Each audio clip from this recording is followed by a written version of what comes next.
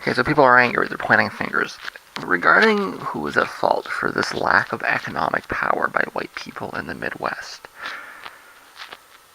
the system has been designed to put workers in industrial countries in competition with workers outside of industrial countries, then blame the problem on minority groups. Trump is not an accident, he's by design. This is what the system that the Clintons set up intended to be the outcome, right? So of course you don't blame the minorities. But to blame the workers for being losers is to buy into the lie that it's the minorities' fault for taking jobs. No. Okay? The jobs have been shipped to other countries. They've been automated. The competition in the States does not actually exist.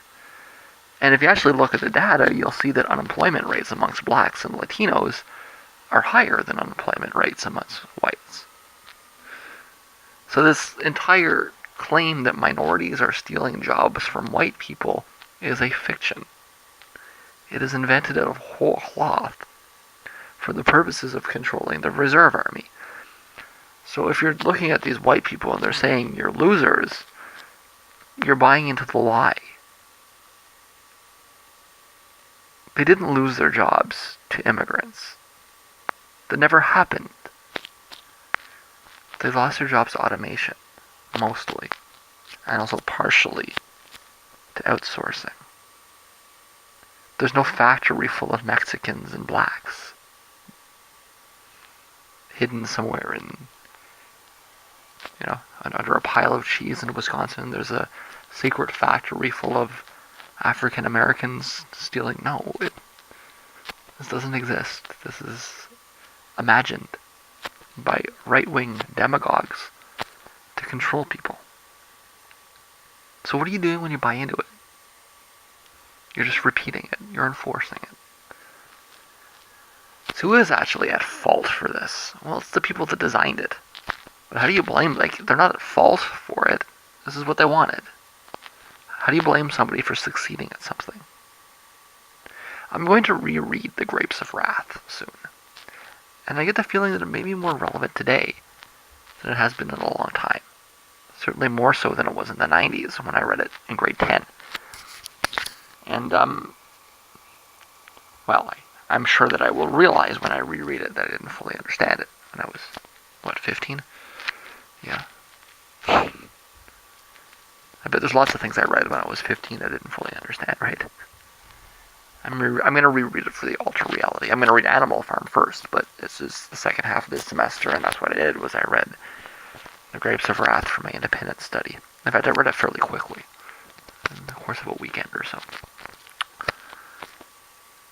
At the very least, it has to be realized that the solution is to let go of the past and adjust to the new economy, but there is a flip to this, okay? The elite need to realize that the new normal is going to be more people than jobs and adjust to it.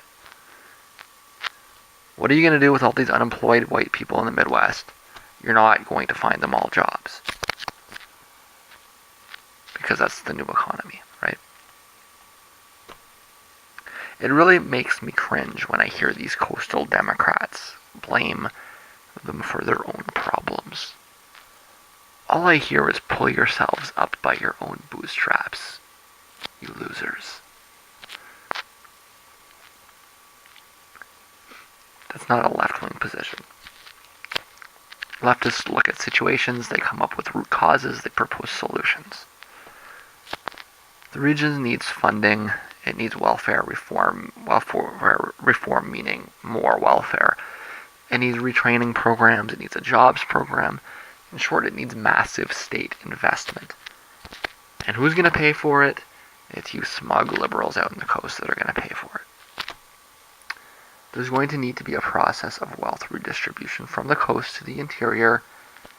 And if you don't do that, you are going to see convoys of Okies showing up in Los Angeles. It's the truth of it.